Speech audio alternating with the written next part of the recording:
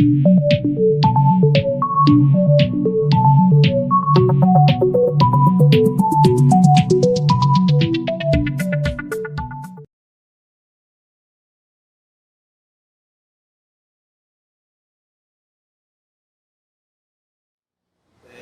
boa tarde, pessoal, sejam bem-vindos.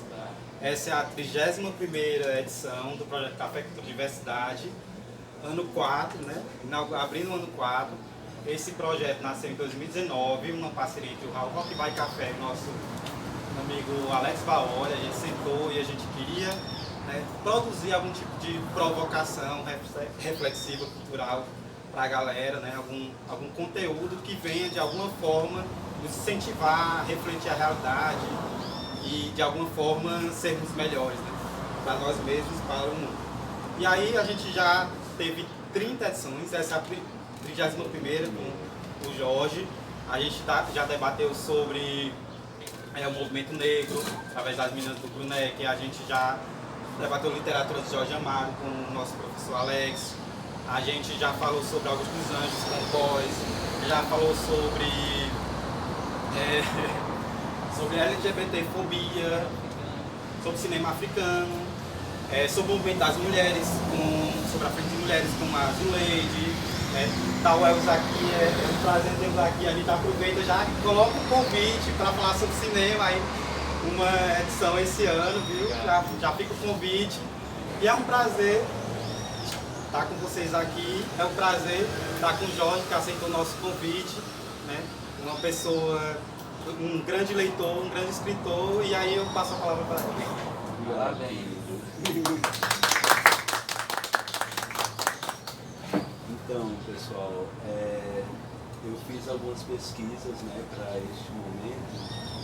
Encontrei tanta coisa bacana, tanta coisa interessante para falar, só que o tempo é curto, né? Então, se eu for adentrar na história da literatura LGBT e muitos pormenores, não daria tempo, porque demandaria muitas horas, né? Então, o foco da minha apresentação vai ser as vivências, as minhas vivências e o quanto elas influenciaram na minha escrita, certo? Mas antes de falar sobre isso, eu vou passar algumas informações sobre a literatura LGBTQIA+. Para não falar isso assim primeiro, eu vou só falar LGBT, né? Você falou bem-vindos e eu lembrei que uns dias atrás eu estava na cafeteria Cava com os amigos, aí tinha lá uma pintura na parede que tinha bem-vindos. E aí eu falei, na minha apresentação do domingo, como é que eu vou falar? Eu vou falar assim, bem-vindas ou bem-vindes. E aí eu pensei, não, se for... eu pensei que eu não me sinto confortável ainda de utilizar o pronome neutro, né? Mas é uma coisa que está em processo, né? Vocês que são da letras, da área de educação, sabem disso, né? É todo um processo de assimilação, né? Então, por enquanto, eu prefiro falar bem-vindo e bem-vindas. Então, o que é a literatura LGBT? Para mim, a literatura LGBT é a literatura produzida por pessoas LGBT sobre temáticas e personagens no âmbito da comunidade da cultura LGBT. Essa definição ela não é fechada, porque tem alguns casos que a gente fica sem saber como se define ou não como literatura LGBT. Por exemplo, tem um autor que eu não lembro agora o nome, esqueci, que ele é francês, ele é um homem branco, mas as histórias dele são sobre situações e vivências de personagens negros. E aí, a gente categoriza como literatura negra ou não, porque o autor é branco. Entendeu? Então, a princípio parece uma questão simples, Tá falando do Marcelinho? mas não é. Marcelinho Freire, é? Não, é um Mas o Marcelo Freire também traz muitas histórias com personagens negros. Olá, querida, seja bem-vinda. Então, é uma questão que parece simples de início, né? Se torna complexa quando a gente começa a pensar sobre, né? Então, uma das questões do roteiro é sobre a importância da representatividade na literatura. E eu vejo que a representatividade, né, é importante para mostrar que nós estamos aqui, que nós existimos. Porque se a gente não se mostra, não nos afirmamos, é como se não existíssemos, né? Por isso a importância de todas essas letrinhas, né, da sigla LGBTQIA+, que tem até algumas que tem mais em torno de 30 a 50 letras, não sei se vocês sabem, mas prefere utilizar essa hoje, né, LGBTQIA+. Então, é para mostrar que cada uma dessas letrinhas existe, né? Não só os gays e as lésbicas, mas as travestis, as trans, os pan. Então, é preciso mostrar que nós estamos aqui, que nós existimos e nos reafirmar também, né? E, entrando nessa questão da história da literatura gay, da literatura LGBT, eu falei literatura gay porque a literatura gay ela remonta a mais de 3.000 anos, né? Mas só mais recente que apareceram histórias com personagens LGBTs, além dos gays, e com histórias LGBTs. Então, bem mais recente, mais antigos os registros são de histórias com gays, né? A mais antiga registrada é a obra satírica do Petrarca, isso. Tinha personagens homossexuais, bissexuais, né? É a mais antiga registrada. E a única obra em prosa da antiguidade que chegou até nós, né? Enfim, é mais antiga. Em outras obras, como a Ilíada e a Odisseia do Homero pronúncia. Não, mas o grego antigo a gente não vai saber, não. Tá? Enfim. Comercial. Homero.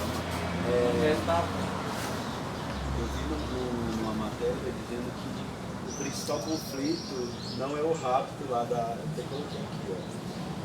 Um trecho desse testemunho. O centro nervoso da Ilíada de Homero não é o rapto de Helena.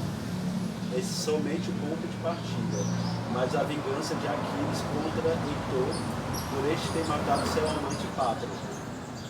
E aí, na matéria fala que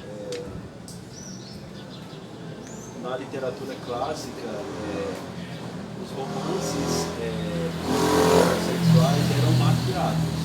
Eles tratavam como se fossem bons amigos. Os amigos que luta pelo outro, que sofre, que morre pelo outro, mas eram apenas bons amigos, né? Até o caso da vida, né? da amizade do Davi com o Jonatas, né? Enfim, era dessa forma que era tratado, porque não se podia falar como tem uma frase do Oscar Wilde que diz, né? Que é o amor que não pode ser falado, que não pode ser comunicado, algo do tipo, né? Então, antigamente era dessa forma, na maioria das vezes. Olá, podem puxar a cadeira. Não tem problema não, pode ficar por aqui. Assim. Então, era dessa forma que era tratada as relações, né, dos personagens, nas histórias, né, dos personagens homossexuais. E muitos autores trabalhavam de forma metafórica, né, como Thomas Mann. E nesse mesmo artigo eu falando sobre o Moby Dick, que eu não sabia. Mas o romance Moby Dick ele é todo metafórico. E lá na matéria dizia, né, que ele é um Moby Dick ele é centrado num bromance de alto simbolismo erótico entre Ismael e o canibal Quequeg, que eu não conheço a pronúncia. Uma amizade que começa a dividir uma cama, é selada como um casamento, e onde um é salvo ao final pelo corpo do outro. Isso sem considerar todo o simbolismo fálico da baleia branca e dos próprios marinheiros, seamen em inglês. E a próxima obra do autor Melville é o Billy Budd, que é a história de um oficial que ele se apaixona por um marinheiro, né?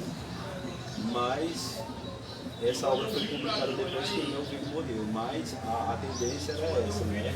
Como eles não podiam falar abertamente, eles tratavam de forma metafórica, né? E aí entre as obras de referência, eu acho que internacional o mais conhecido é o Oscar Wilde, né? Que influenciou muito a cultura pop, né? A gente vê referências ao retrato de Dorian Gray e outras obras dele em toda a cultura pop, né? Em filmes, em séries. Já no Brasil, a gente tem alguns autores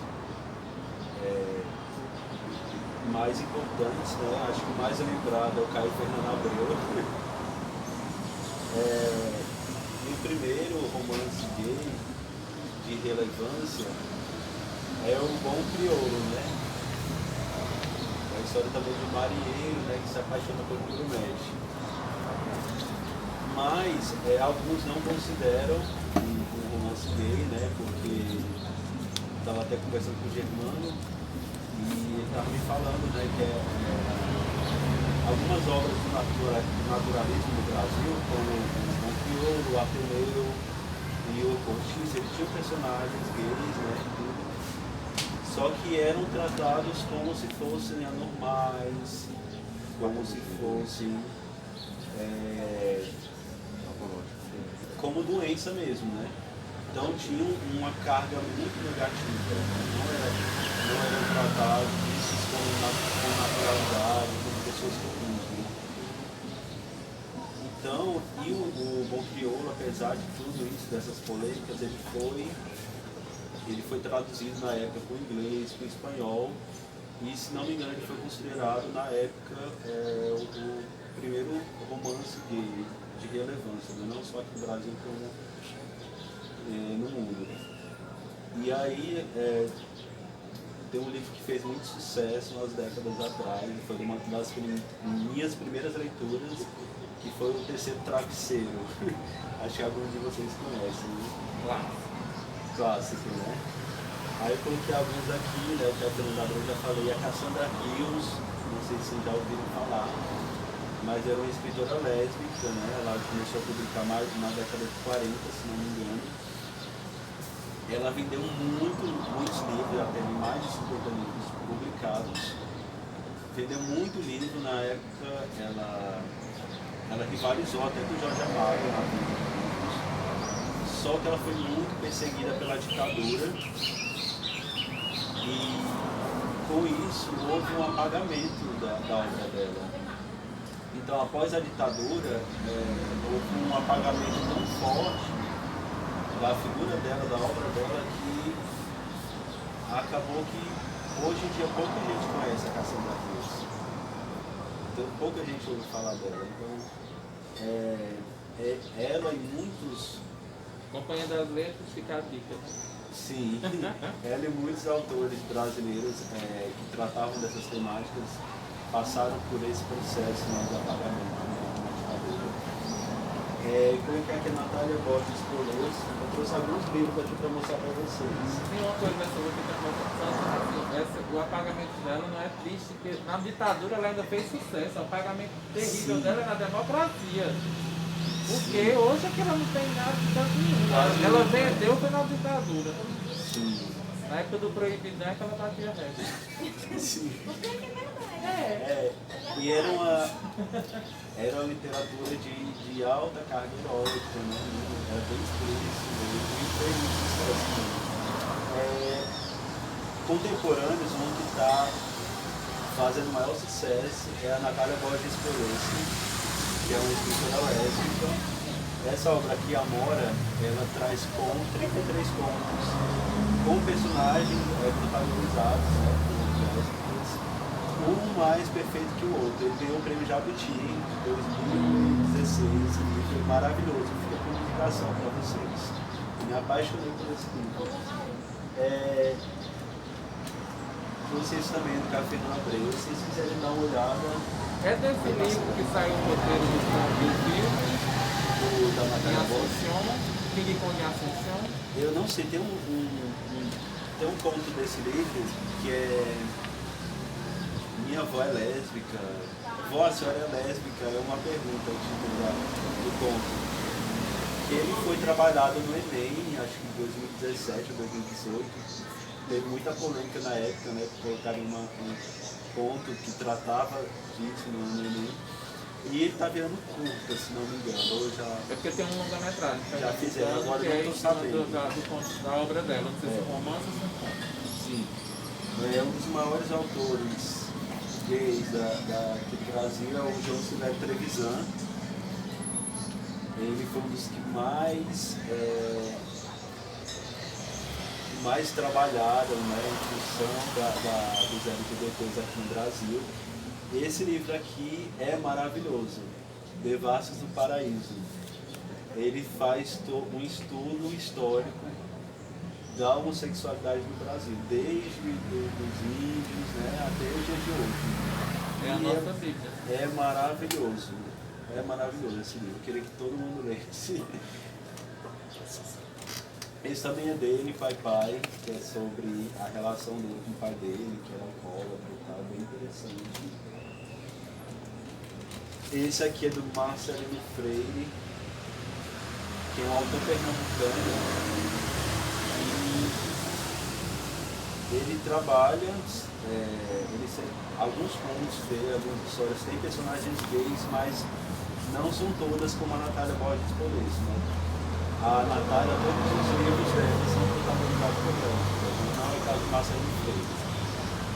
Mas ele tem muitos contos de temática gay, bem interessantes. Aí, esse aqui é E Se Eu Fosse Puta. É um romance da Amara Moira, que é uma travesti. E esse romance, ele foi produzido a partir de artigos que ela postava no blog, com vivências dela, né, quando ela fazia programa. Então é um romance autobiográfico e é maravilhosa, a Mara Moira. Eu me apaixonei e ela tem no início ela tem umas tirinhas da Laerte, que também é uma mulher trans maravilhosa, cartunista, né, que se identificou enquanto mulher trans já com seus 50 e poucos anos, né? No caso da Laerte, né? Da Laerte. Enfim, outra maravilhosa. E como eu estava falando, né, só de um tempo para cá que começaram a aparecer histórias protagonizadas e produzidas por travestis, por lésbicas, né? E eu tenho percebido, eu tenho ficado muito feliz porque eu percebo cada vez que isso tem sido, essa representatividade tem sido assimilada na cultura pop, né? A gente vê cada vez mais séries e filmes ou protagonizados por LGBTs ou com personagens LGBTs, né? Várias das séries mais conhecidas e mais discutidas na atualidade tem personagens LGBTs, né? A Euphoria, né? Euforia, a protagonista, Rue, ela namora uma menina que é trans. A Sex Education, né? Tem personagens gays, personagens lésbicos, então tem sido cada vez mais representado na cultura pop. Isso é muito importante, né? Porque quem não convive com amigos, com familiares gays, lésbicas, trans, podem conhecer e ver com mais naturalidade essas pessoas e perceber que, apesar dessas particularidades, elas são como eles, né? Nós somos iguais, temos nossas diferenças, mas somos iguais, né? Então isso tem sido cada vez mais mostrado na cultura pop e eu estou muito feliz com isso. Sobre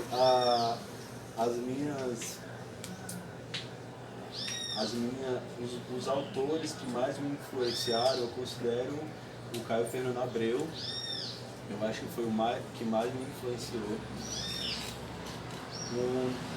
Acho que o primeiro livro com personagens e situações com personagens gays que eu li foi o Morangos Mofados, do Caio Fernando Abreu. Eu peguei na biblioteca da escola, acho que eu estava na 7ª, 8ª série, não sabia do que se tratava. Nem a bibliotecária. Nem a bibliotecária. E quando eu li aquilo, eu, meu Deus, eu não sou só eu. Foi essa a impressão que eu tive naquela época. Não sou só eu, não sou uma aberração. Eu vou falar mais sobre isso quando eu chegar na parte da minha história de vida, mas foi essa sensação que eu tive, não sou só eu, existem outras pessoas como eu. E aí entra novamente a questão da representatividade, né? Então, o Caio Fernando Abreu foi um dos que mais me influenciaram, e a Clarice Lispector também, é uma pessoa apaixonada, e eu procuro, que eu tenho sempre como norte, sabe? Sobre as minhas vivências e sobre o quanto elas influenciaram na minha escrita, eu queria falar, vou tentar resumir o mais possível a minha história de vida para relacionar essas questões, né, para contextualizar. Eu fui criado num lar evangélico, e lá na adolescência, no início da adolescência, que eu comecei a perceber, né, que eu era diferente dos outros meninos, né, que eu não sentia atração pelas meninas, né. Eu comecei a perceber que eu era diferente, mas eu não entendia tudo aquilo, né. E aí, na época eu ia para a igreja com os meus pais, e eu via muito na igreja, né, os pastores condenando a homossexualidade, tudo. E eu assimilava aquilo e pensava que eu não era normal, ou pensava que tinha um demônio, né, porque eles falam como se fosse endemoniado, né, como se um demônio fizesse com que as pessoas fossem assim, né. E eu sofri com aquilo, eu queria ser normal, mas não conseguia. Todo dia eu ia dormir, eu orava a Deus pedindo que me curasse, que me libertasse. Mas eu acreditava naquela época que quando eu chegasse à fase adulta, né, meus 20 e poucos anos, eu já estaria curado, eu já estaria liberto, poderia constituir uma família e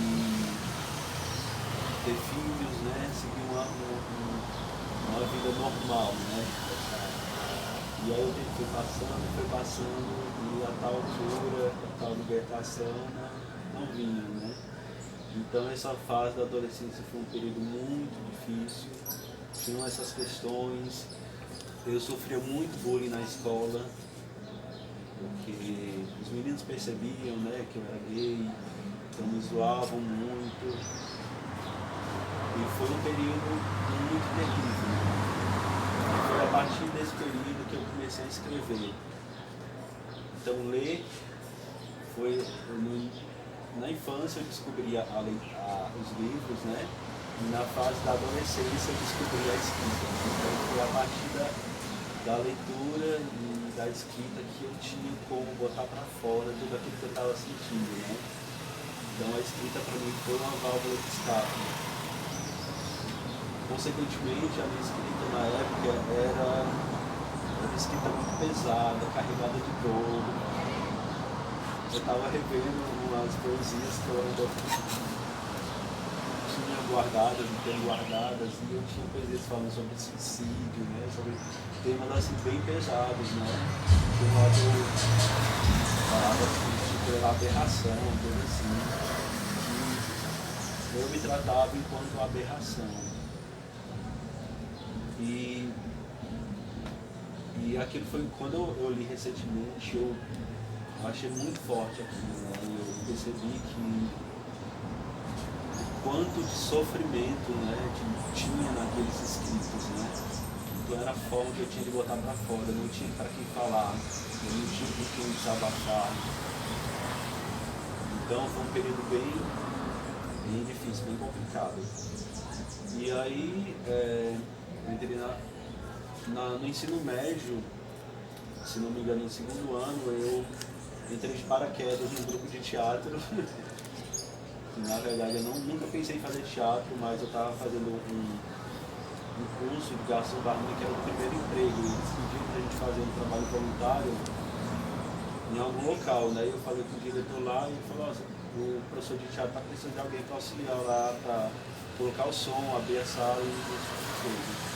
E eu fui para o teatro, e o teatro foi um divisor de águas para mim, porque lá eu encontrei gays assumidos, encontrei lésbicas assumidas, e foi a partir daí que eu comecei a conviver com pessoas LGBT, e aí foi a partir daí que eu comecei a perceber que eu não era tão aberração, não era uma aberração, e tinha pessoas como eu. Foi aí que eu comecei a me entender melhor e a me sentir mais confortável comigo mesmo e com a minha sexualidade, né? E aí depois entrei na faculdade, eu sou formado em biblioteconomia, e na faculdade foi quando eu comecei a contar para um amigo ou outro, né? Mas só da metade do curso para o fim. Durante muito tempo eu ainda escondia, né? Guardava tudo para mim mesmo. E já perto do fim da faculdade, teve um período de férias que eu cheguei num momento de impasse, né? Eu pensei, eu tenho duas opções, não é? Ou eu passo minha vida dessa forma, me escondendo dos outros, me negando a me relacionar, me conhecer pessoas, ou eu tento me aceitar do jeito que eu sou e me assumir e tentar ser feliz do jeito que eu sou. Então a partir daí que eu comecei a procurar me relacionar, conhecer pessoas, e eu tinha 23 anos quando eu tomei essa decisão. Então foi todo um processo de negação, né? Por achar que era pecado. Então com 23 anos que eu comecei a conhecer pessoas, dei meu primeiro beijo com 23 anos, transei com essa primeira vez com 23 anos. Então foi um processo longo, né? E tudo foi muito tardio na minha vida. E a partir daí foram outras vivências, né? Mas essas questões religiosas impactaram muito na minha escrita, né? E eu, à medida que eu fui conhecendo outras pessoas e falando sobre isso, eu percebi que não era algo particular meu, mas que era muito comum, que muitas pessoas, como eu, foram criadas num lar cristão, né, num lar religioso, pais religiosos, passaram por isso que eu passei, por esse período de negação, conversa pelo pecado, de se achar anormal. E aí eu fui amadurecendo minha escrita e percebendo que através dela eu poderia ajudar outras pessoas, né? Então, hoje eu escrevo contos mais com temáticas de jovens que estão iniciando a vida adulta, que estão tentando se entender. E eu percebo que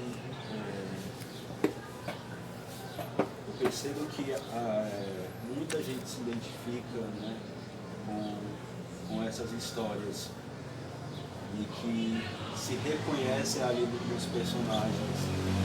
Isso é muito gratificante porque eu posso ajudar outras pessoas através da minha escrita, ajudar essas pessoas se aceitarem, se reconhecerem e tentarem evoluir a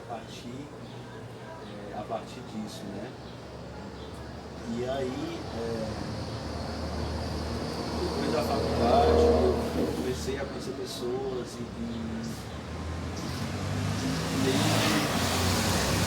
algo que eu percebi, não naquela época, mas bem depois, foi que, por eu ter começado muito tarde, com 23 anos, eu entrei no ciclo busca constante pelo outro, né? Como se eu quisesse recuperar o tempo perdido.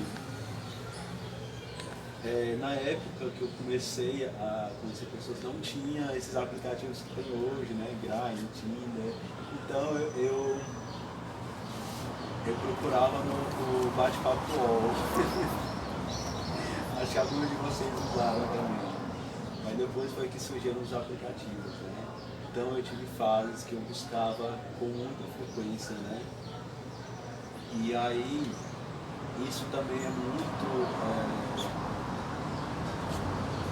frequente nas minhas histórias minhas, né? Essa questão de personagens que buscam em aplicativos como Grindr, sexo casual, né? Buscam conhecer outras pessoas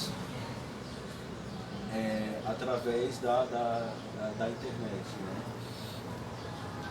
E outras temáticas, essa questão dos relacionamentos é outra temática que eu trabalho muito nas minhas histórias. E as minhas histórias, a minha escrita, ela se retroalimenta das minhas vivências, né? Então, eu admiro muito os escritores que conseguem escrever sobre coisas que não vivenciaram, mas eu não consigo. Mesmo que em alguma história eu trabalhe com situações que eu não vivenciei, os sentimentos são muito reais. Se eu quisesse, por exemplo, escrever sobre o luto pela perda de um ente querido, eu poderia até escrever, mas eu acho que o resultado para mim seria fake, sabe? Não passaria a verdade, porque eu não vivenciei isso ainda, do luto de uma pessoa muito próxima. Então eu procuro sempre trabalhar questões em cima de questões de vivências que eu tive, né?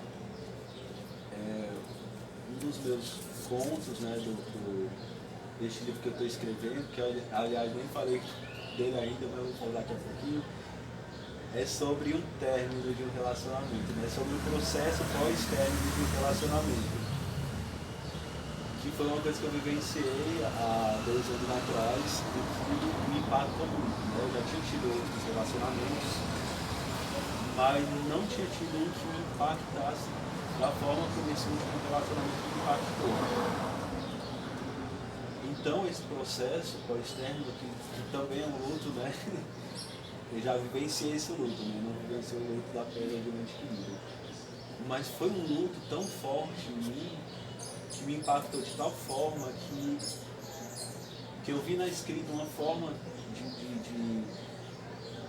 de entender, de assimilar isso, sabe? E aí eu fui pesquisar, quando da escrita desse ponto, sobre esse processo de pós-término, né? E eu percebi que as etapas do pós-término são as mesmas, né? Então, é um ponto quase autobiográfico, mas as pessoas que leram, né, amigos que eu mostrei, eles se identificaram muito com a história e falaram, eu também vivi isso, eu também vivi todo esse processo. Igual a menina que falou, nossa, você parece que estava falando de mim, né, do período que eu vivi com a história. Então, essa é a mágica da literatura, né? Você se reconhecer ali na escrita. E eu acho que isso é uma das coisas que mais me fascina.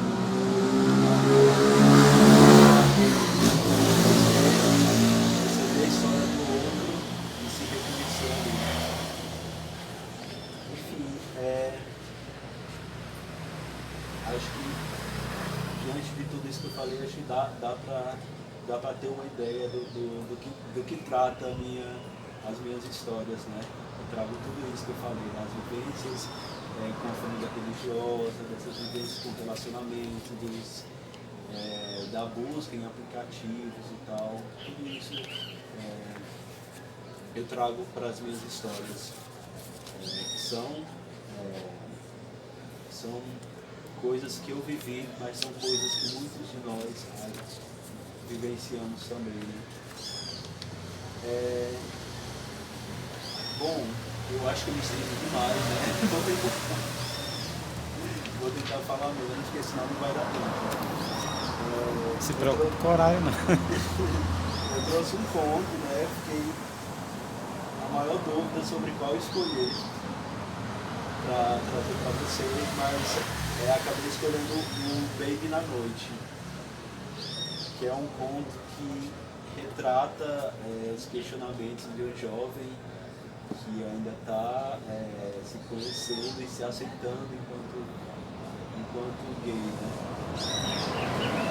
Traz outras questões também, mas depois eu falo sobre isso. Vou fazer a leitura agora, certo?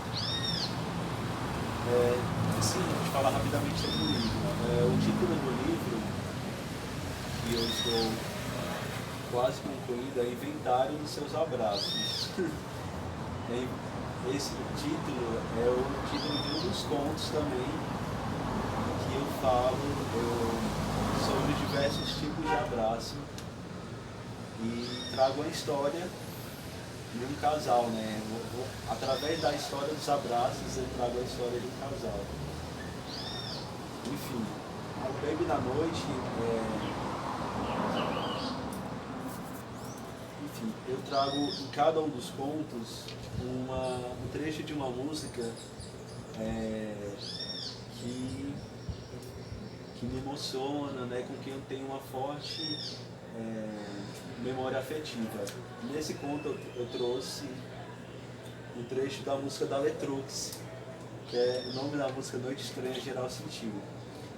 Que ela diz, ela canta, né? Se tu tá acordada às 5 horas da manhã, significa que tu tá apaixonada ou tu tá sozinha. Eu não sei o que é pior, eu não sei o que é melhor. E aí cada trecho de música eu linko com a história do conto. Então vamos lá, vou começar.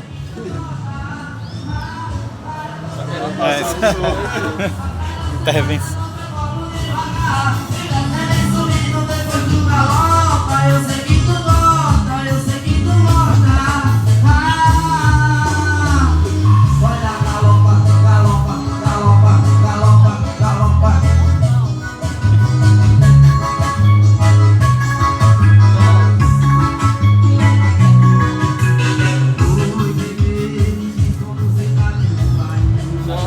Acho que vou trocar essa música.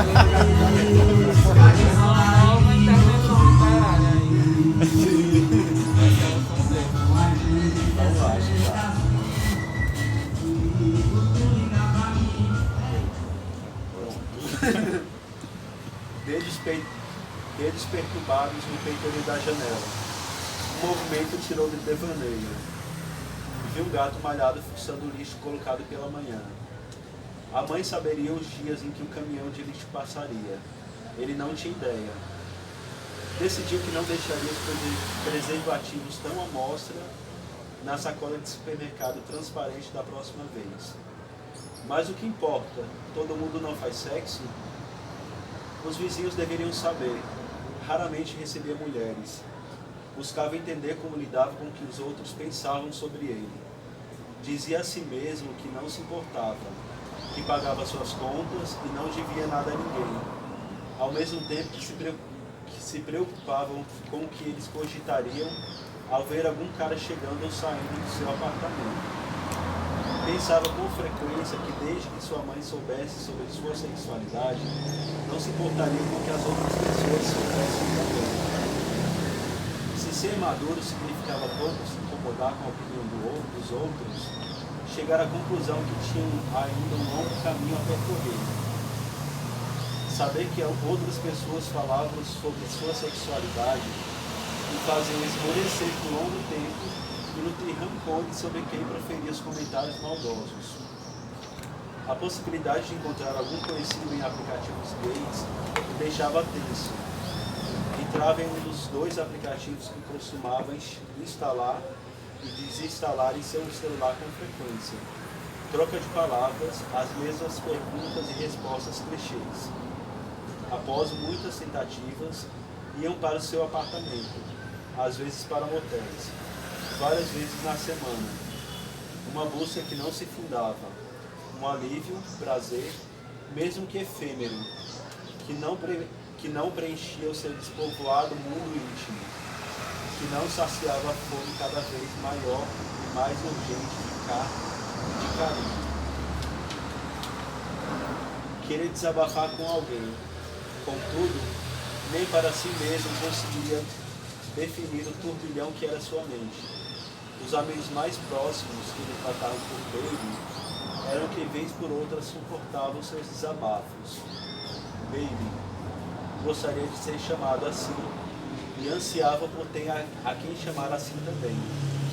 Não um colega, mas algo além, um amor. Ficava naquela espera por alguém especial que nunca aparecia. Por mais que tentasse se convencer que tal falta não o afetava, no íntimo a carência o dominava, preenchia-lhe o peito e sufocava.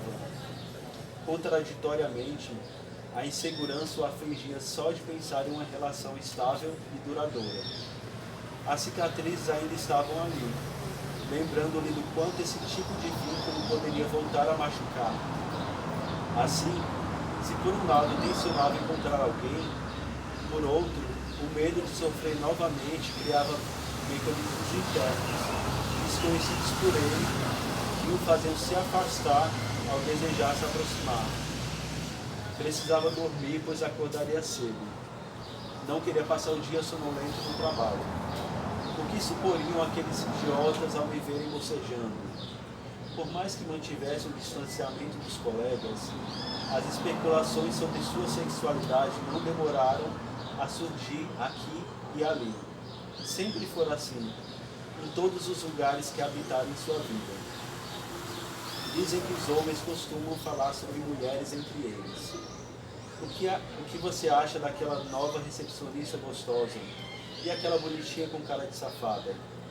Ele nunca vivenciou isso. Mesmo que tentasse, não soaria convincente. Achava algumas mulheres bonitas e interessantes, claro. Porém, mesmo que explicitasse isso para os colegas, as desconfianças continuariam. Afinal, não havia desejo que coubesse num comentário de 3 palavras. Não entendia o motivo de tanta preocupação por sua vida. Que importa se sinto atração por homens ou mulheres? Isso não deveria dizer respeito só a mim? O que nos difere, afinal?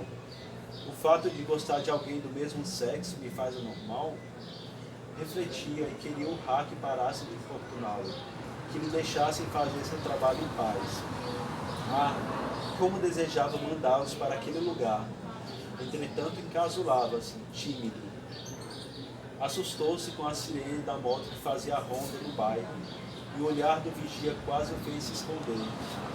De sua janela no primeiro andar, tinha uma visão privilegiada da rua. Sem que se desse conta, a madrugada chegara de mansinho. Falta de sono, excesso de pensamentos. Urgia tomar algumas decisões. O que fazer? A insustentabilidade de sua vida atual era algo de que tinha consciência.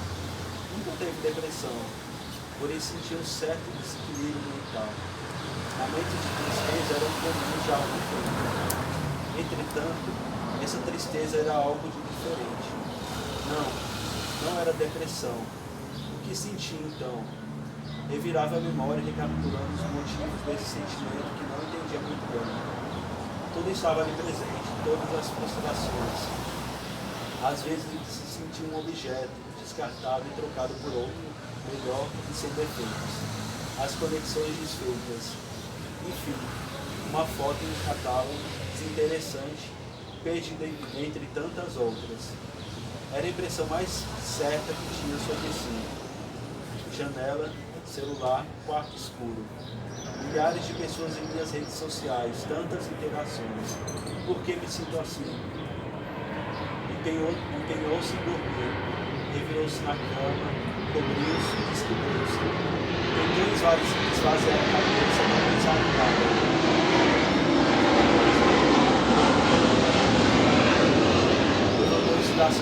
Levantou-se e voltou à janela. O silêncio reverberava em sua mente barulhenta. Apenas a melodia das folhas e da brisa partiu uma espécie de quietude externa. Nenhum consolo. E mesmo consciente do perigo a que se exporia, resolveu sair e andar pelas ruas desertas, insólitas na madrugada.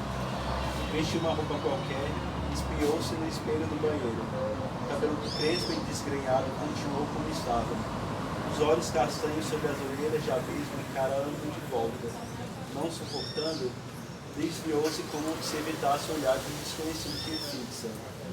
E saiu pelas veredas cinzentas, um estranho em um mundo ainda mais obscuro, dominado pela calmaria, pelos gatos e cachorros de rua, pelo vento que como ele corria de um lugar para outro,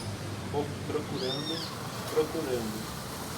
O silêncio da madrugada e a transformação da cidade durante o tempo em que quase todos dormiam eram coisas que sempre o fascinaram. Andou pelas ruas e avenidas do centro de Fortaleza sem prestar atenção em nada e sem que se desse conta do caminho que tomara, encontrou-se frente à a maior sauna gay da cidade, próxima de várias outras saunas e cinemões menores. Dois garotos de programa conversavam na esquina. Olharam-no, interrogadores, analisando se seria um potencial cliente ou um dos drogados que andavam por ali. Um deles, negro e musculoso, acenou com a cabeça enquanto segurava o pau por cima do short, visivelmente grande e duro. Meio sem jeito, Baby sorriu de volta. Não saberia o que fazer numa situação dessas. O outro sujeito se afastou discretamente. O GP se aproximou, deu boa noite, perguntou se ele gostaria de ir dar uma volta a um motel ou outro lugar. Baby respondeu que entraria na sauna. O Michel insistiu na conversa, perguntou se ele curtia cheirar pó ou fumar um baseado. Informou que cobrava baratinho. Baby desconversou, falou que não curtia essas coisas e que já ia entrar. Desejou-lhe boa noite e avançou para dentro da sauna. O ambiente era familiar para ele. Tantas vezes esteve ali quando o tesão apertava e estava sem saco para os aplicativos de pegação. Conhecia os corredores escuros, os homens desesperados por uma folga. Mas depois de tantas transas, cansou-se daquele ambiente carregado, embora o frequentasse algumas vezes. Um tanto trêmulo, pediu uma cerveja no bar e sentou-se em uma das mesas, alheio ao ambiente e aos olhares dos homens que passavam. Decidiu que tomaria cerveja, voltaria para casa e tentaria dormir pelo menos algumas horas antes de ir para o trabalho. Estava com muito tesão, entretanto se deu conta de que a maioria dos homens que circulavam por ali não lhe interessavam. Casados, comprometidos, metidos a hétero, sempre a mesma coisa, sempre. Terminada a cerveja, levantou-se para dar uma volta antes de sair. Olhava os caras que passavam e se interessavam. O que eu vim fazer nessa porra de lugar? Perto da sauna seca, vi um cara baixinho passando, feito um cão perdido, a cabeça levantada como se quisesse parecer corajoso, porém claramente intimidado por todos aqueles homens.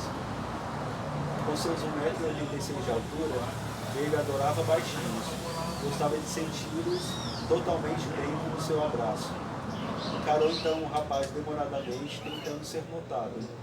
Percebendo que o outro o viu, acenou para que o seguisse e lhe sorriu, discreto. Entrou numa cabine e segurou a porta para que entrasse. Sabia que não deveria ser tão afoito, mas sequer deixou que o outro falasse para se jogar. Agarrou-lhe pela cintura e o beijou com sofreguidão. Arrancou a toalha, enfiou-lhe a mão pela cueca. O outro se assustou, pediu calma e tentou conversar. Falou que se chamava Jonas e que morava em Madalena, uma cidade do interior. Baby tentou tranquilizá-lo, porém decidiu que o papo ficaria para depois. E realmente conversaria com ele, pois se deu conta de que desejava conhecê-lo melhor e de que o cara parecia ser diferente dos outros ali. Ainda assim, queria foder com ele antes e abraçá-lo muito, beijar e beijar. Logo que começaram a se pegar, Baby pediu que Jonas o chupasse. Surpreso, reparou que uma onda de afeto se misturava à excitação. Sim, vou chamá-lo para sair, decidiu Baby. Jonas avisou que não gostaria de ser penetrado. Novamente tentou acalmá-lo e sem querer o chamou de Baby. Será que ele aceitaria sair comigo depois daqui? Bem que poderia chamá-lo para ver o sol, para ver o nascer do sol na beira-mar. Planejava Baby enquanto penetrava. Romantizou que poderiam sair depois dali, andar de mãos dadas pela rua, beijá-lo em público, mandar que se incomodasse a merda. Sair pelas madrugadas, pelas ruas da madrugada, de mãos dadas com ele, a la Celine Jessie antes do amanhecer, mesmo sabendo que talvez nunca mais se veriam. Contaria a ele sobre as curiosidades sobre os locais conhecidos da cidade, até chegar ao calçadão da praia de Iracema. Pensou isso e pensou outra coisa logo após o sexo. Calculou que já devia ser umas 3 horas e não daria tempo para dormir quase nada. Porém, se o baixinho aceitasse o convite, aí que não dormiriam mesmo. Só havia então 2 opções: chegar atrasado ao trabalho ou faltar alegando estar doente. Poderia comprar um vinho no bar da sauna, iriam a pé até a praia, conversando e se conhecendo. Trocaria o telefone e apresentaria suas músicas favoritas no Letruque de Noite de Climão, o álbum que mais gostava de ouvir na madrugada. Se sentariam nas pedras de quebra-mar e esperariam pelo nascer do sol, se ele aceitasse. Baby lembrou que sua mãe considerava que só é de fato um novo dia quando amanhece. Para ele, entretanto, ali sentado na praia escura às 5 da manhã, esperando o sol despontar e com o braço direito em torno do corpo de Jonas, que descansava a cabeça sobre seu ombro, já era um novo dia. É isso.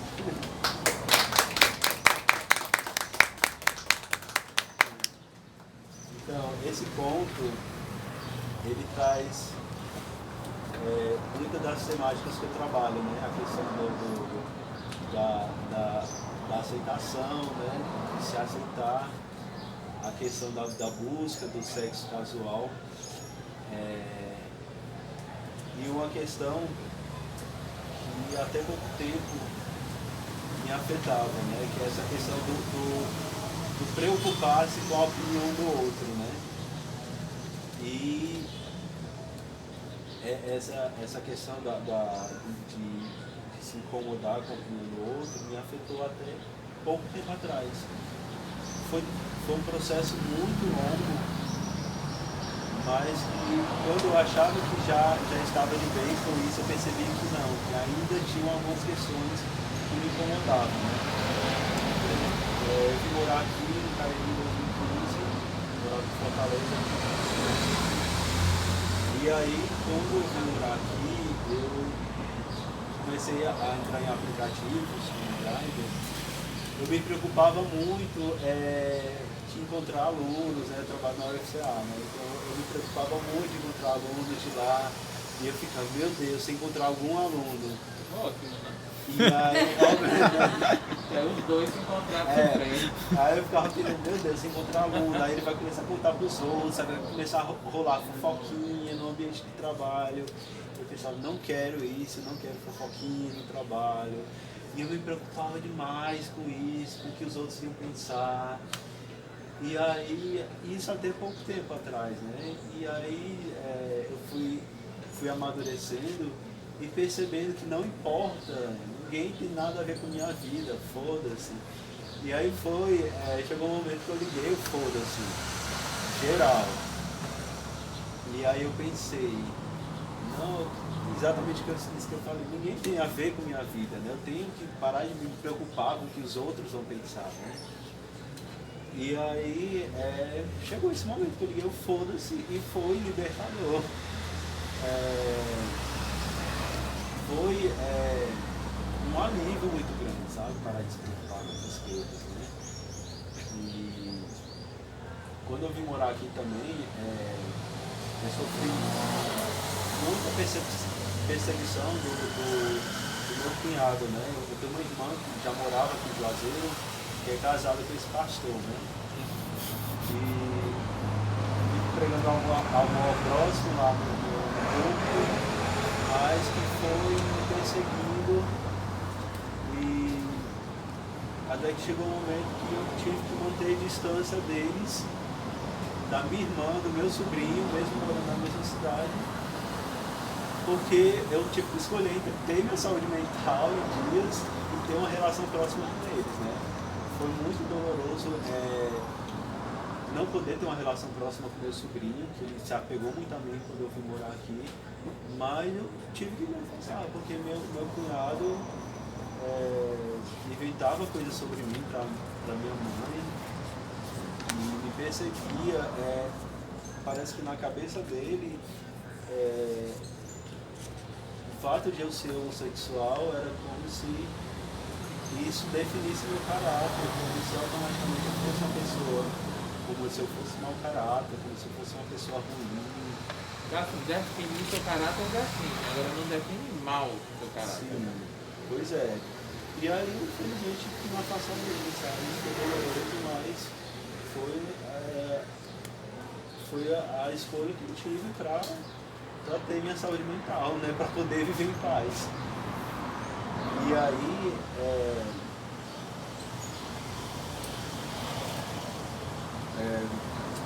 quando a gente montou o roteiro, a gente colocou no final, para concluir, uma questão, né? Se a palavra liberta. A palavra liberta. E aí eu estava pensando sobre essa questão, e aí eu lembrei que quando eu me assumi para minha mãe, que foi muito tardio também, foi com 28 anos, quando foi a fundação e tudo isso, eu não saí do armário, eu fui tirar da força, né? Esse meu cunhado, ele convenceu minha irmã a falar com minha mãe, para minha mãe pensar na parede para que ela assumisse que eu assumi. Então, eu fui obrigado a sair do armário, né? Eu tinha pavor, assim. Aí um dia cheguei no trabalho, minha mãe falou, Jorge, precisamos conversar e não minta pra mim, em nome de Jesus. Em nome de Jesus, E aí, não vou falar a história que é longa, mas no final, depois de muito choro, de eu pegar uma água com açúcar, porque ela estava quase desmaiando. E aí ela falou, olha, não se preocupe, meu filho, eu vou te amar da mesma forma, mas eu vou fazer uma campanha de libertação para você. Sai da igreja e não se preocupe. Até que isso foi em 2015, né? No mês de 2015. E ela falou, não se preocupe, eu vou fazer a campanha, daqui até o final do ano você vai estar curado. Você vai estar liberto, eu senti isso. E aí com 6 meses eu vim morar aqui no Cariri, né? E aí, lá em Fortaleza, eu vivia sufocado, né? Porque minha mãe é muito controladora. Eu percebi que ela, quando eu saí de trabalho, ela mexia nas minhas coisas. E tinha uma amiga da faculdade que uma vez essa amiga ligou em pânico, ela estava numa crise de depressão. E aí, como ela era evangélica, eu pensei, não, vou passar por uma mãe para ela se conversar, minha mãe acalmar. Eu acho que ela vai se acalmar melhor do que eu. Minha mãe acalmou ela, falou de Jesus e tal. E elas ficaram best friends, né? Resumindo a história, minha amiga se tornou a informante da minha mãe. Então, tudo que eu fazia lá na faculdade, minha mãe sabia através dela, né? Tinha um amigo muito próximo na faculdade, ela falou pra minha mãe, né? Do jeito que achar que ele não namorava, enfim, se tornou a informante da minha mãe, né? E até para falar no celular, em casa, eu percebi que às vezes ela ficava rondando para ver o que eu estava falando. Então eu vivia preso, realmente. Ela falou em libertação, e eu percebi que eu vivia preso lá, né? Vivia sufocado. Então, E aí, sim, e quando eu vim morar aqui no Cariri, eu vim morar sozinho, foi a libertação. Foi aí que eu me senti livre de poder levar na minha casa amigos que eu quisesse. Foi aí que eu me senti realmente liberto. E todo esse processo de autoaceitação, de libertação, em grande parte, a literatura me ajudou, sabe? A me conhecer, a me entender, a me aceitar. Os amigos me ajudaram, tudo, mas a literatura me ajudou demais, sabe? Eu vi uma frase uma vez, que eu não lembro quem que dizia que quem não lê vive apenas uma vida, né? Vive apenas a sua vida, mas quem lê vive muitas outras vidas. E essas muitas outras vidas que eu vivi e que fazem parte de mim hoje, me ajudaram a me aceitar, a me libertar e a ser quem eu sou hoje. Então, sim, a literatura liberta, a palavra liberta. E hoje eu posso dizer que eu sou livre, eu me considero livre. Glória a Deus. E é isso, pessoal. Glória a Deus. Amém. E é isso, pessoal. Agora a gente vai abrir um momento para perguntas, para comentários. Fiquem à vontade. Quem quer perguntar alguma coisa, comentar? Quando você estava fazendo a leitura do conto, né? E também foi fica muito nítido que há um equilíbrio muito grande entre a questão do erotismo, né, da sensualidade, que fica realmente assim, em alguns momentos bem exposto, né? Entretanto, também há um contraponto pelo romantismo dos personagens, né? Para aquela visão mais romântica, talvez da necessidade de um amor verdadeiro, que também é muito presente, né? E aí eu queria saber como é que você, se é um processo consciente esse trabalho desse equilíbrio entre o afetivo, sentimental e o erótico. Se é um processo consciente ou na escrita. Ou se é o resultado da inspiração, né? Sim, entendi. Então, é um processo consciente, sim. Vários contos têm essa carga de erotismo muito forte. E é algo de mim também, sabe? É algo que é forte em mim, essa questão do sexo. E que eu, por muito tempo eu reprimi e tive vergonha disso. Quando eu falei da questão do Grindr, né, que às vezes eu tinha medo de encontrar conhecidos, era algo muito forte até um tempo atrás em mim. Porque eu tinha vergonha de que os outros vissem que eu estava ali procurando sexo. E aí, em todo esse processo de amadurecimento, eu percebi que eu não preciso ter vergonha, né, disso. Eu adoro sexo, né? Então pra que ter vergonha de que as pessoas saibam que eu gosto de sexo, que eu procuro sexo? Então essa temática é muito forte, é um dos pontos. E também a questão do romantismo, né? O personagem dele ele tem muito de mim, né? Esse equilíbrio entre a busca pelo sexo e o romantismo, né? Eu sou muito romântico, adoro andar de mão dada, adoro trocar carinho, né? Esse tipo de coisa. Então, isso é bem consciente, foi consciente sim, e são temas recorrentes à minha escrita. Esse conto, Baby na Noite, ele é conectado a outro conto, que é o Tesão dos Corpos Sem Cabeça, que é a história contada pelo outro personagem que o Baby encontra lá na sala. Então é a mesma história, só pela perspectiva do outro, do baixinho. E o outro personagem, ele tem a questão do religioso, né, muito forte. Ele vai para a sauna, mas quando ele está lá naquele ambiente, começa a vir gatilhos, né, e começa a pensar, o que o pastor pensaria se soubesse que eu estou aqui, o que meus pais pensariam, né? E aí ele começa a pirar com essas questões, né? Então são temas bem recorrentes, tá? Mais alguma pergunta? Pegando para uma pergunta que está acontecendo. Me baseando também em dois pontos que eu deu, né?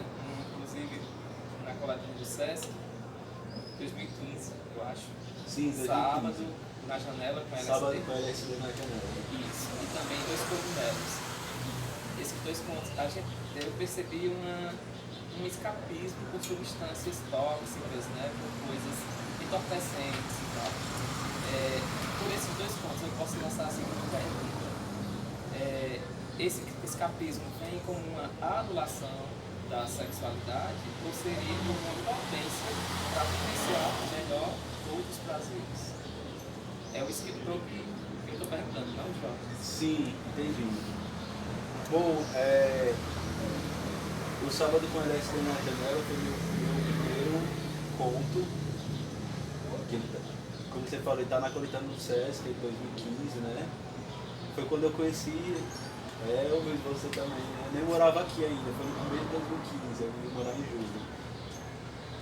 Quando eu escrevi esse conto, esse título, Sábado com LSD na janela, ele me veio no sábado à tarde, eu tinha chegado do trabalho, fui dormir, e eu acordei com aquele nome, Sábado com LSD na janela. Eu fiquei com aquilo na cabeça e escrevi a partir dessa frase que me veio em sonho. Foi o meu primeiro conto da fase adulta e a partir daqui eu comecei a escrever outros. Mas na época eu nunca tinha usado drogas. E aí eu fui pesquisar sobre o LSD para saber os efeitos, né, a questão da sinergia, né, dessa mistura dos sentidos e tal. E aí eu coloquei isso na história, mas eu nunca tinha usado. E não tinha nem pensado nessa questão politicamente na época. Sim. E aí o Divinos Cogumelos, eu escrevi ano passado, ele é inspirado na minha primeira experiência com cogumelos, que foi em fevereiro do ano passado, cogumelos mágicos, alucinógenos. E aí,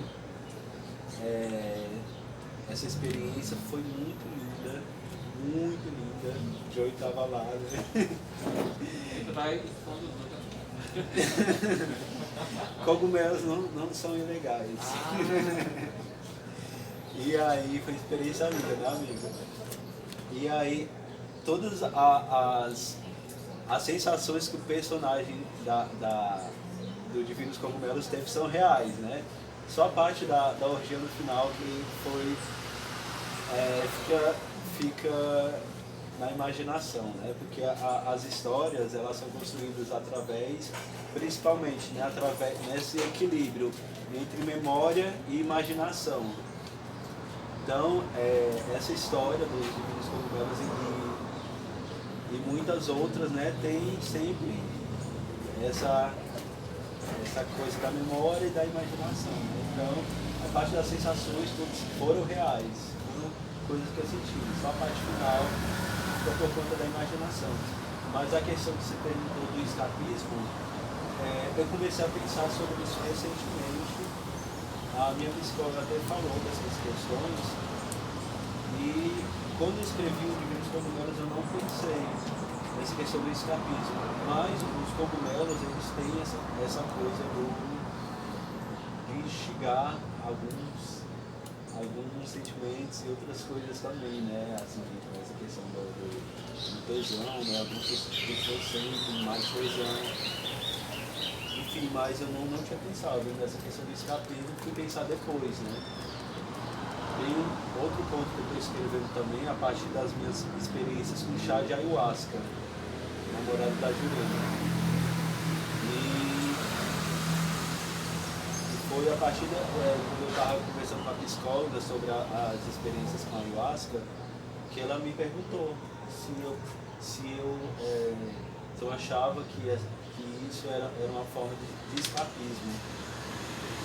Mas essa é uma questão que ainda está em aberto para mim. Não tem uma resposta definitiva para isso ainda. Como eu já sabe dessa parte das drogas alucinógenas, ela vai preferir tu viado mesmo. Vai preferir o quê? Ali viado mesmo. Já- Volta, sai Já disso. basta seguir, né? Aí só estou usando cogumelos, Vai alucinógenos ter outro e mãozinho, ayahuasca. limão, você e sua mãe. Acho que é informação demais para ela. Jorge, Aliás, eu trouxe o Divinos Cogumelos também, mas Jorge, assim, tu falasse mais do livro, quando vai ficar pronto, redondinho, que já deve estar, né, na reta final, quantos contos tem, né? sim. Eu queria que também tu retornasse à questão inicial, que pudesse, a questão que tu colocaste sobre o que é uma literatura, ou o que caracterizaria uma literatura LGBT+, né? Pra resumir, né? Tipo, como você colocou a questão, é uma literatura escrita por gays, com personagens gays, é uma literatura escrita por qualquer pessoa, independente dessa questão sexual, que tenha personagens gays, LGBTQIA+, assim, como tu caracterizaria? Sim. E eu complemento a pergunta dele, eu acho que entra até no lugar de fala. Uma pessoa hétero escreveria uma literatura LGBT+, né? Na Shira. Sim. E o conto, adorei o conto, só tava esperando um boom no final que não se realizasse a fantasia da personagem principal. Sim. Ela fantasiasse e depois o baixinho Sim. pegasse o beco. Entendi. Então, a quantidade de contos ainda não está definida, tem alguns contos que eu ainda estou em dúvida se eu vou incluir ou não. O projeto do Inventário dos Seus Abraços, ele foi um dos ganhadores do edital da Secult de 2019. Só que o edital foi cancelado. A sociedade deu um problema lá com as inscrições de pessoa física, e eles cancelaram o edital e reabriram agora, semana passada. Eu vou me inscrever novamente, e aí se o projeto ganhar novamente, né, eles vão dar o valor de 14 mil e pouco para financiar toda a produção do livro. Né? Mas, caso não seja aprovado, eu vou lançar por conta própria. Eu tenho um amigo que tem um editorial em Fortaleza, já conversei com ele. De qualquer forma, ganhando ou não ganhando esse edital da Secult, o livro vai sair esse ano. Deus quiser, sai esse ano. Mas ele ainda está em construção. Ainda está quase pronto, mas ainda não está concluído. E com relação à questão inicial, lá no início eu falei, né, que a literatura é a literatura escrita por literatura LGBT, e a literatura escrita por LGBTs, com personagens e situações LGBTs. Só que essa questão, né, se que eu coloquei também, né, se uma pessoa que não é LGBT, ela escreve uma história com personagens, situações e vivências, não pode se considerar uma obra LGBT.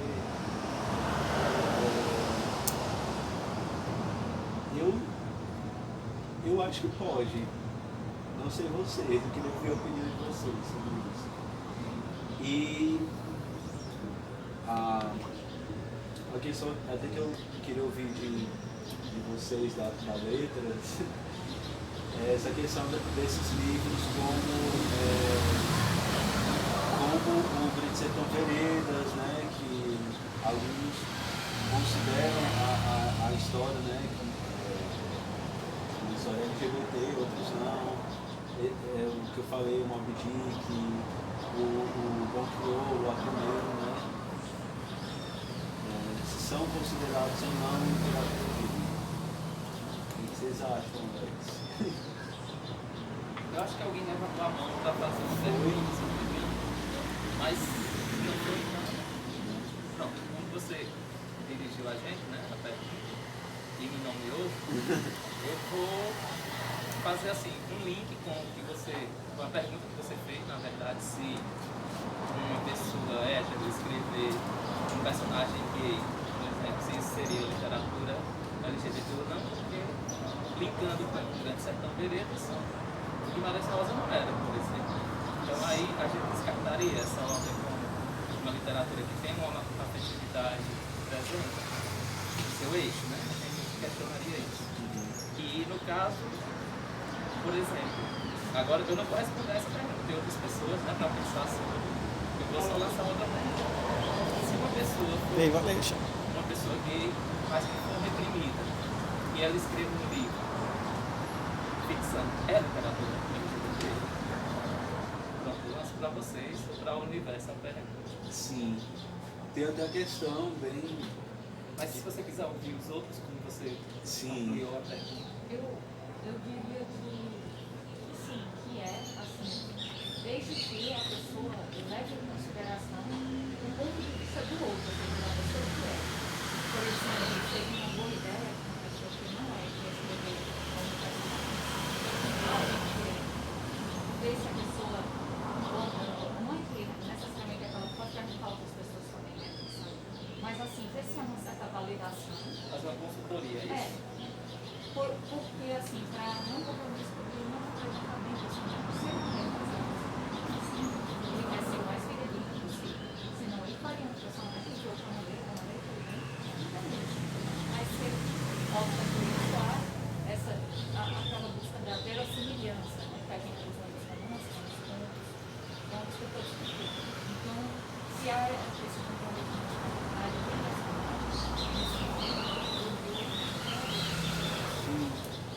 eu tenho uma visão diferente. Acho que a minha visão lá é que mais ou menos respondendo essa pergunta.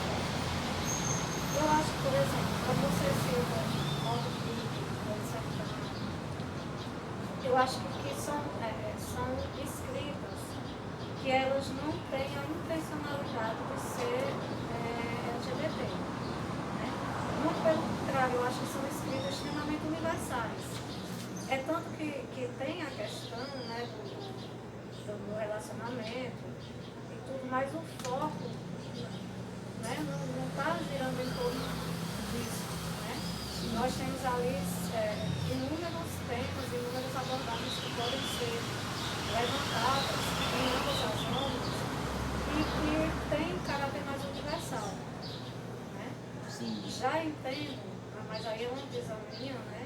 E aí eu não sei se os colegas compartilham, que para você dizer que a literatura é uma literatura LGBT, ou é uma literatura negra, ou é uma literatura de um grupo específico, precisa estar claro na intencionalidade do autor, que ele está fazendo literatura para aquele público, independentemente de ele participar ou não daquele grupo específico.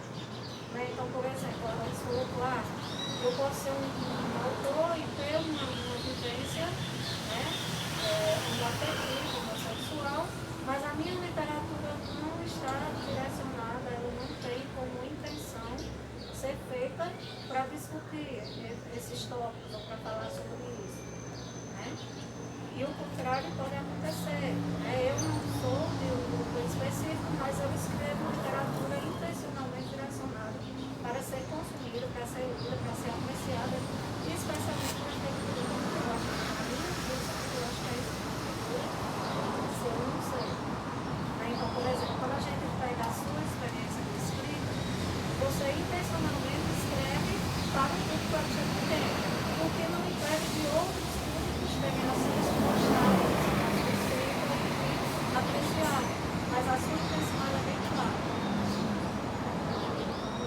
Eu diria, né, na minha visão, que seria mais ou menos isso, ser ou não ser considerado ou não ser considerado literatura para um grupo específico. Sim, entendi. Eu também penso assim, estou acompanhando aí a corrente do pessoal de letras. E aí, bora lá. Eu até fico assim, fico feliz na hora que você citou, por exemplo, Moby Dick. Não acho que não tem essa coisa assim, eita, bora ler o clássico do LGBT, Moby Dick. Nunca foi vendido dessa forma, né? A baleira rosa, a baleira azul, né? Então assim, não tem, não passa por aí. Você de repente, né, encontrar em Moby Dick essa peculiaridade, esse marco, esse ponto, isso é um sabor de leitura extra, do mesmo jeito que quando eu vou ler um determinados livros, assim, eu quero um livro hétero, por favor. Não chega assim, né, nem um canto pedindo um livro hétero, lendo uma história, querendo só detalhes estritamente heterossexuais naquela trama. Eu quero saber se a história é boa. Se a trama me pega, eu sou realmente fascinado pela forma como as palavras ali estão reunidas.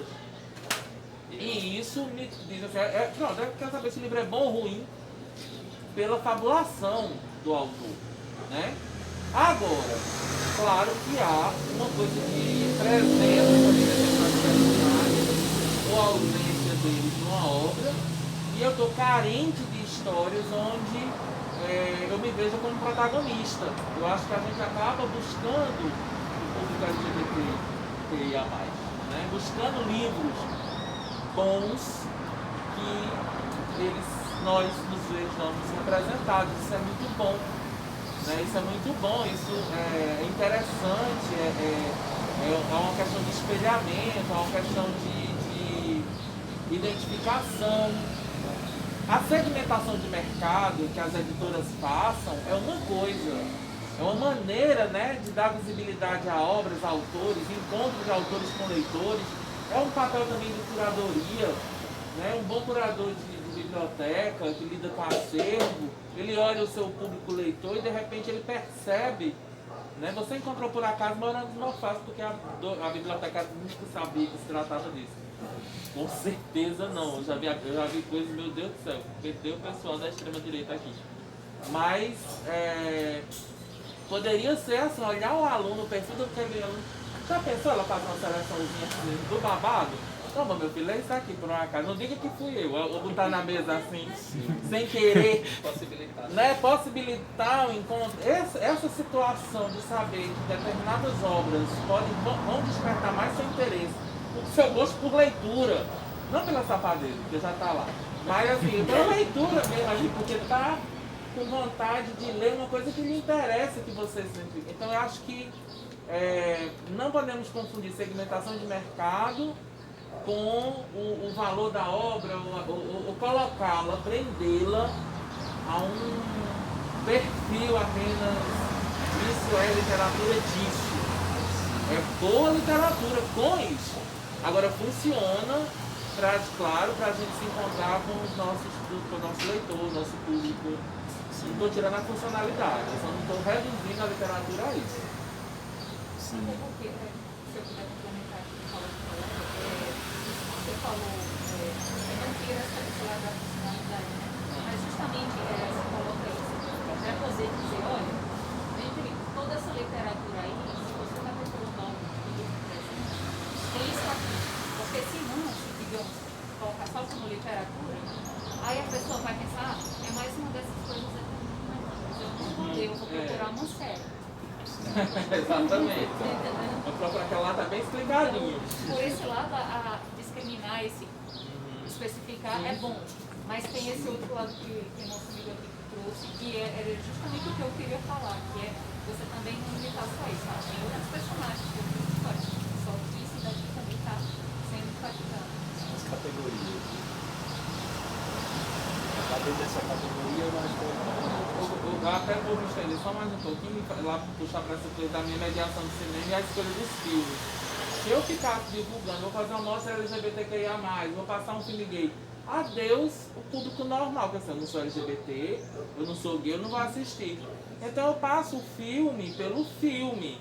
A pessoa tá lá tranquilamente, assiste, diz que história massa. Eu não sou gay, eu não sou lésbica, eu não faço parte. E adorou o filme. Porque é ser humano. Porque tem sentimento, a história foi bem contada. Mas eu percebo que é muito forte ainda o preconceito com obras LGBT.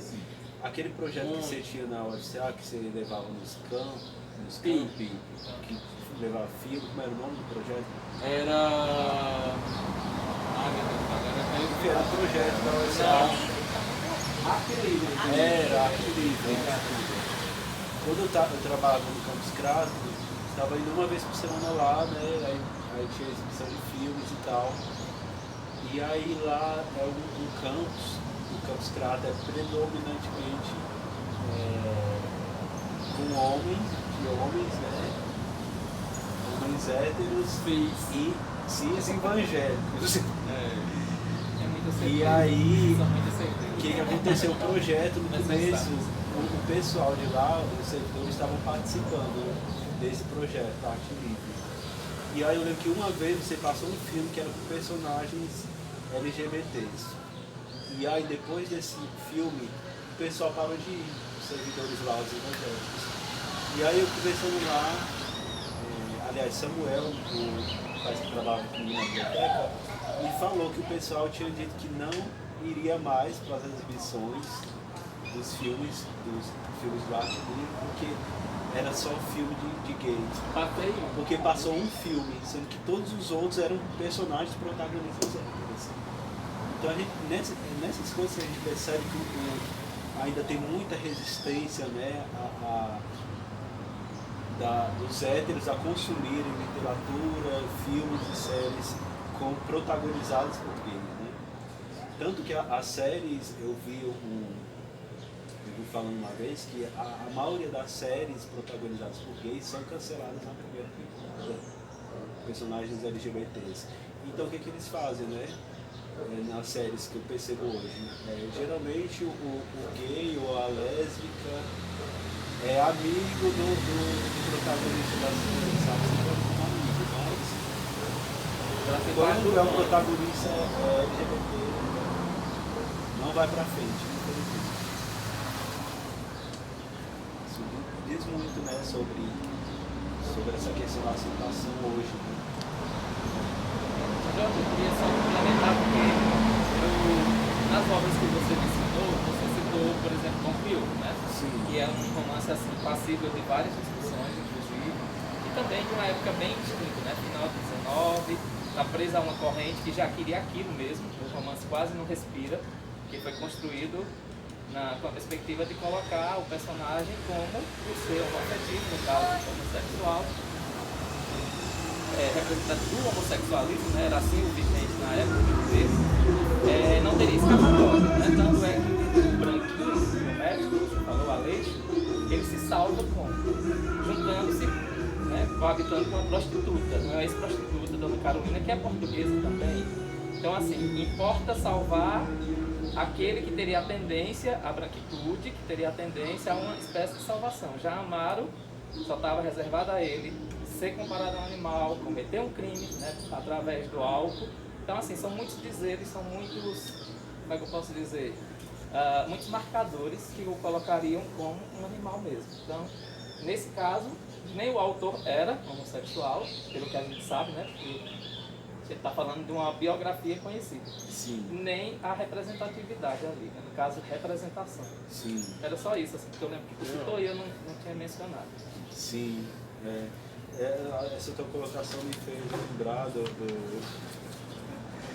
de uma fala ali na quebrada agora do Big Brother, né? Aliás, eu estou adorando a participação dela e a representatividade, né? Porque já teve uma presença no Big Brother, mas ela não apareceu muito, né? E ali já está aparecendo bastante. Está bem positiva ela lá no BBB, né? Apesar que eu não acompanho, não assisto, mas eu sei de tudo que está acontecendo pelas redes sociais. Né? Eu vi um vídeo dela,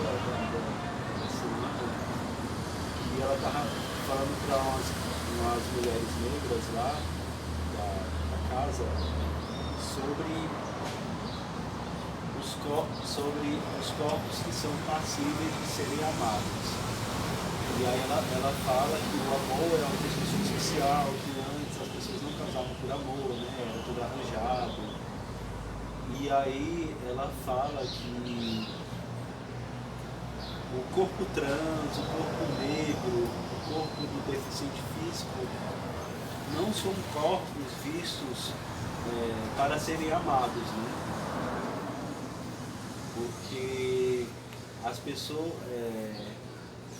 o homem não quer casar, não quer ter um relacionamento com uma mulher trans, ele quer transar, mas para casar ele quer uma mulher cis.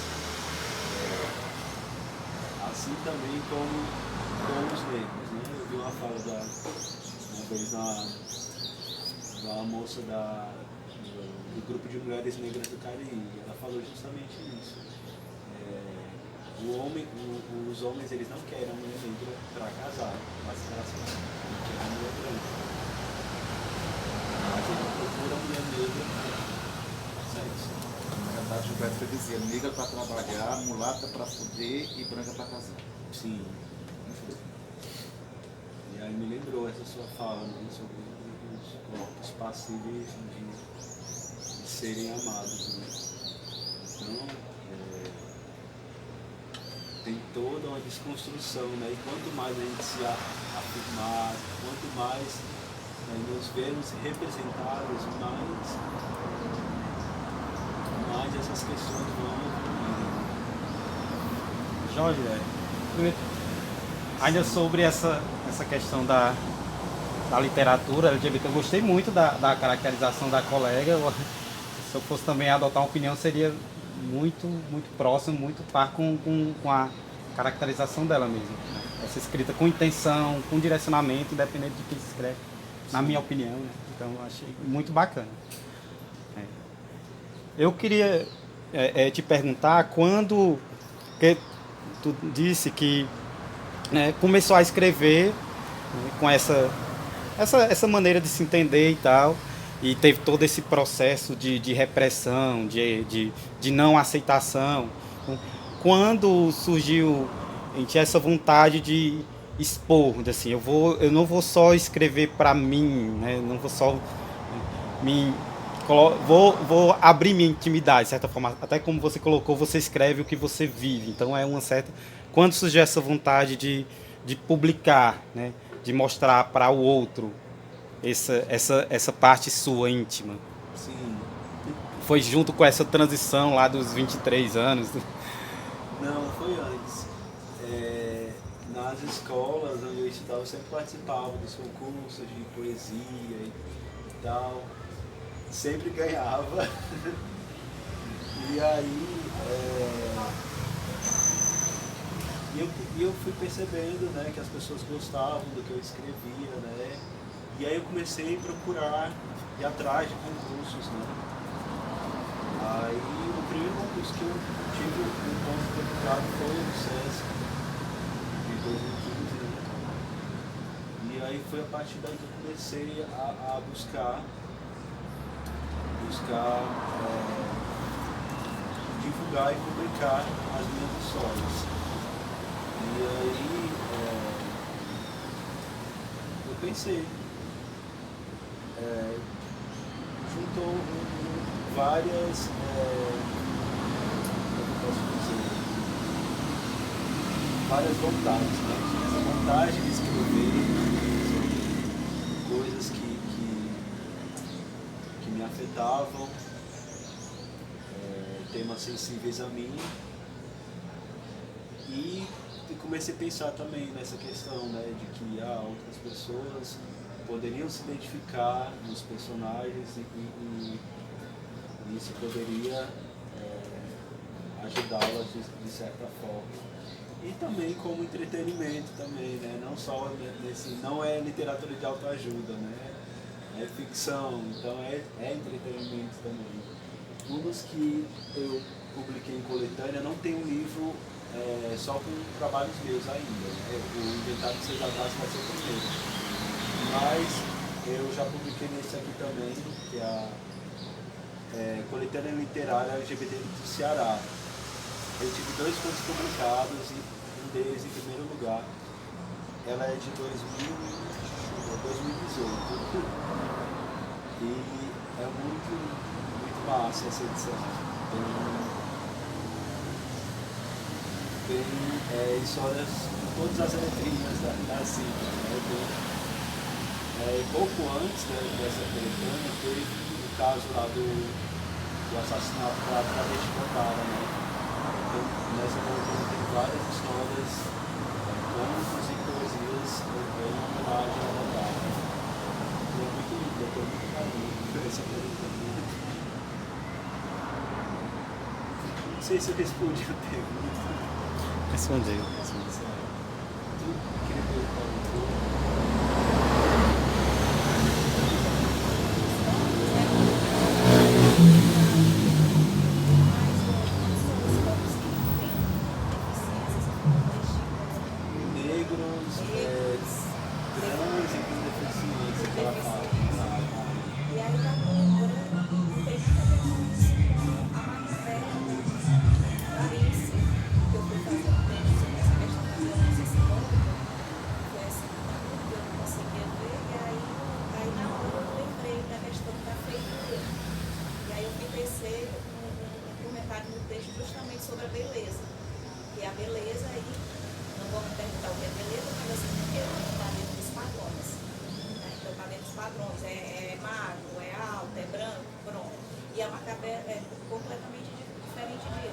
Então ela é um corpo que não poderia ser amado nesse sentido, entendeu? Não é um corpo aceito.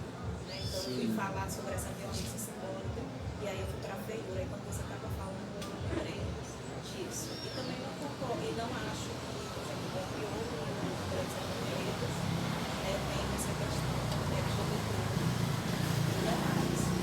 E até porque eu da UFC, e aí que é a pessoa que vem para a UFC, estuda a questão dos estudos culturais e não existe literatura negra, não existe literatura A, B, né? Existe literatura para não ter essa questão da redução.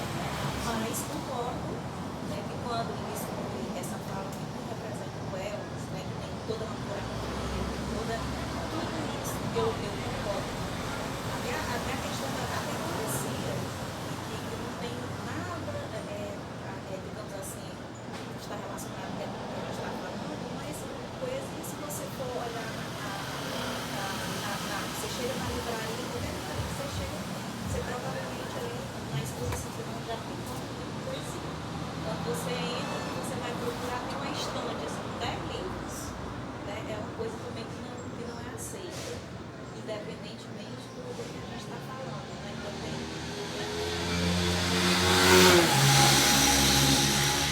Passar a noite aqui é bom demais. Tantas falas, sabe, proveitosas, mas eu queria só acrescentar uma coisa. Existe a questão da estética, da recepção. Ou seja, antigamente era autor e a obra e o público passivo. Então a gente já tem a recepção e o público pode ter sua leitura da obra. Eu acho que o Sertão Beleza também não é, mas há quem prove, inclusive, que tese que há uma possível relação afetiva. Então isso vai variar. Em relação a um professor chegar a dizer que não deve existir literatura negra, não deve existir literatura LGBTQI, eu acho uma fala complicada. Por quê? Porque existe a questão do lugar da fala e da representatividade. Eu acho que tem que ser criados selos, sim, alternativos, selos com essas temáticas também devem ser criados sempre. Por quê? Quando eu falo que não existe isso, é como se não existisse durante muito tempo uma literatura heteronormativa colonial. Aí eu jogo outra bomba aqui. Canônica, né? Canônica. E eu jogo outra bomba aqui que o colega estuda, no clube de ensino a gente estava falando, que ele estuda, né, colega, a literatura indígena. eu não tenho vergonha de dizer que eu só conheço literatura indígena a partir de uma coletânea de Clarice Lispector, acho que da África, contos indígenas e alguns contos espaços. Eu não conheço nada de literatura indígena, então por que não pode existir direito de literatura indígena? Porque vai apagar. Eu ensinava no ensino médio, eu acho que os manuais vinham, literatura informativa, que os índios não tinham literatura, tem manuais antigos, porque os índios não sabiam escrever, e a hora da literatura. Aí apagou. Aí quando o professor vem com uma fala dessa, é bem complicado. E lá não é só É para bem complicado. complementar, vai mudar que vamos colocar uma linha aqui no mestrado de literatura indígena. Comigo foi a celeiro, Terceira Guerra Mundial. Os professores, o que é literatura indígena? Aí eu fui perguntar quem é que produz literatura indígena. Quer dizer que só que índio pode ser literatura indígena, eu que não sou. Aí uma professora digo com essas palavras, eu que não sou índio, eu posso dizer que escrevo literatura indígena?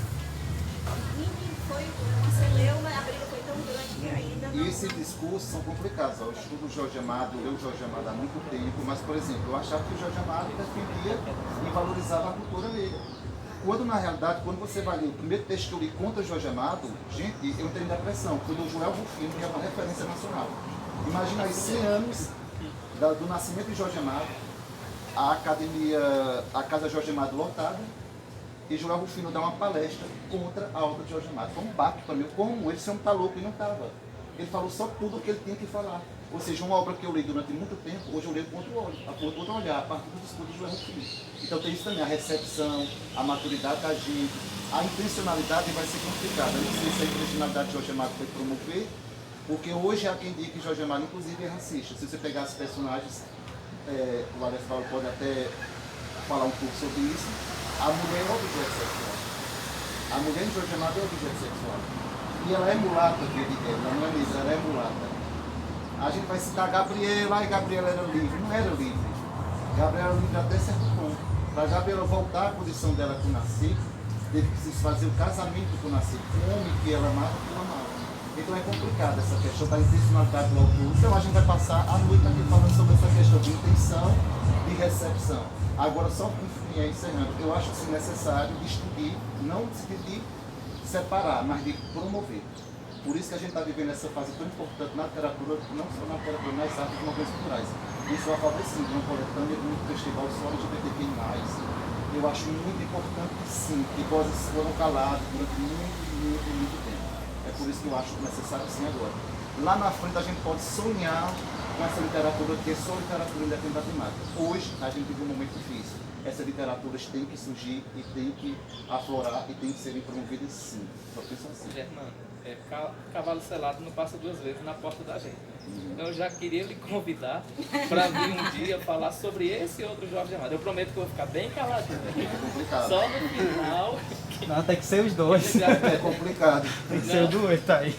Não, assim, mas essa é interessante bate ou também tá só. descristalizar, né? A literatura ela não está morta, ela é Isso, dinâmica. eu não deixo de gostar de Jorge Amado, Sim, claro, sim, todo sim. mundo fã. Mas, por exemplo, Não é ele queimar. tem trechos homofóbicos. Ele tem trechos homofóbicos, eu nunca Capitães da percebi. Areia, a gente percebe isso. Eu acho que percebe ele tem esse que- jogo. Eu ainda não percebi, eu sei que você Categoria. falou, mas assim, eu ainda não percebi, porque assim, porque eu li faz tempo e, Mas é- e não Quando a gente vejo relê, assim. postei assim, ó, lá em Gabriela, eu acho que o Alex lembra, o cozinheiro, ele é desqualificado não por ser um bom cozinheiro, ele é desqualificado por não rebolar igual a Gabriela e por ser negro, só por isso. Ele é desqualificado. Apesar de que ele ainda tem E olha o experiência. ambiente retratado É. também, um Ilhéus de 1925. Sim, também tem isso, claro. Não, mas assim, eu sugiro É mesmo isso que que você... eu ia mencionar, né? A questão da situação.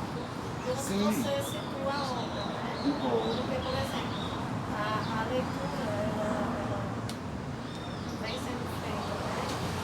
De uma determinada forma, até que eclode a questão de onde se fala, né? Qual é o lugar de Isso, fala. ainda bem, né? Então, assim, quando a gente pensa no lugar de fala, será que a fala dele é meramente representativa do pensamento geral, coletivo, ou se ela representa um caráter dele, né? Então, é bastante complicado, como você colocou essa questão A da intencionalidade. intencionalidade, né? Porque nós temos o contexto e temos o autor, e nós temos um autor que ele não precisa estar se representando na obra. A obra é ficcional, ele pode falar a partir de vários olhares que não o dele. Né? Então, realmente, a gente não chega no consenso em relação a dia, né? Assim, falar sobre intencionalidade, aquela pergunta, qual a intenção do autor, é uma pergunta abolida. Porque mesmo quem concorda que haja. O que a gente está aí, né? A intenção é muita coisa. Eu acho que o que você quer entender vai mais além do que o que E você quer entender e você provar a partir de sua intenção de entender. E não basta eu dizer que eu acho que Grande Sertão Veredas é uma obra LGBTQI+.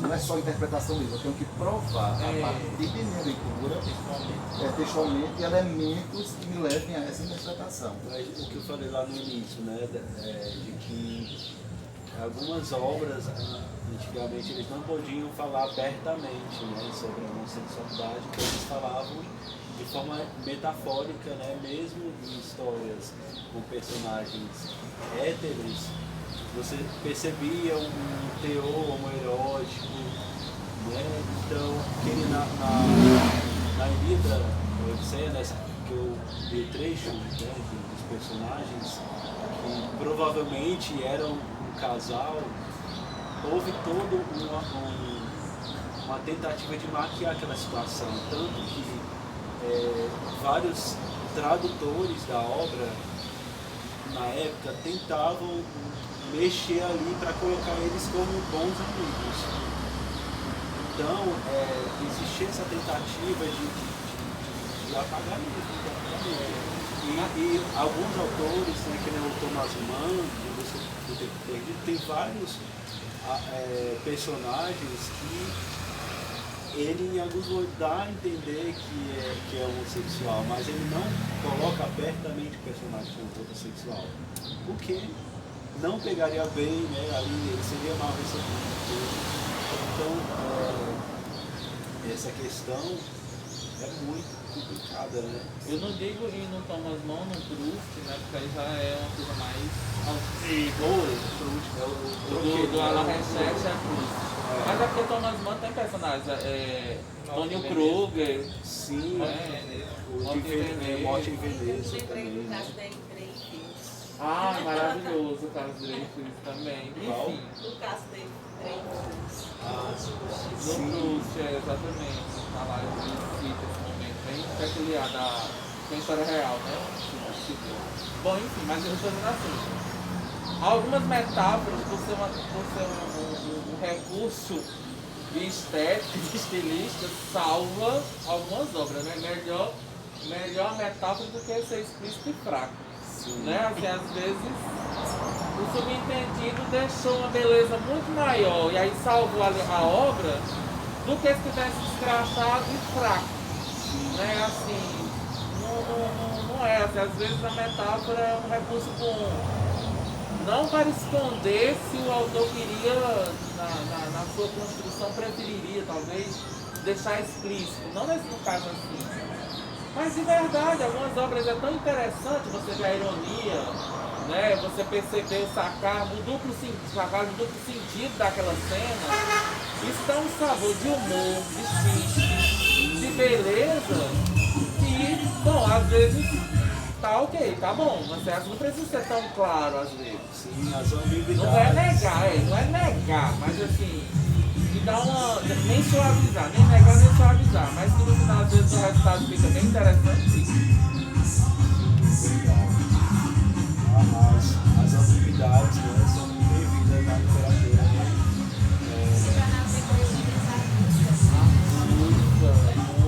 Ó, tem uma cena do Falcão Maltês que o personagem chega, aí é um detetive, a secretária. É só uma troca de horários, né? E ele entrega o cartão, ela entrega o cartão ao detetive, ele cheira o perfume, ele chama até perfume de gardenia. Aí ele há uma troca de olhares, aí chega o personagem gay na trama.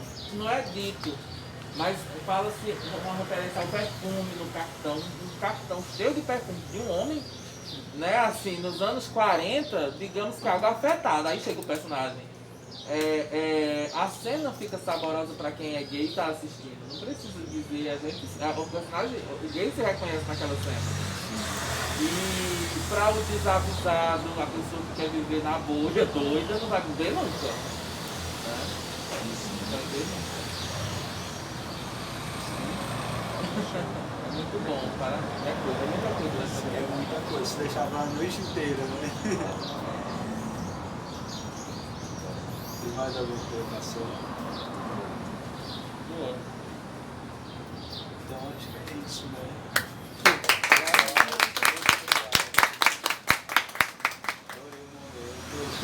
Jorge, em nome do projeto, agradecer mais uma vez.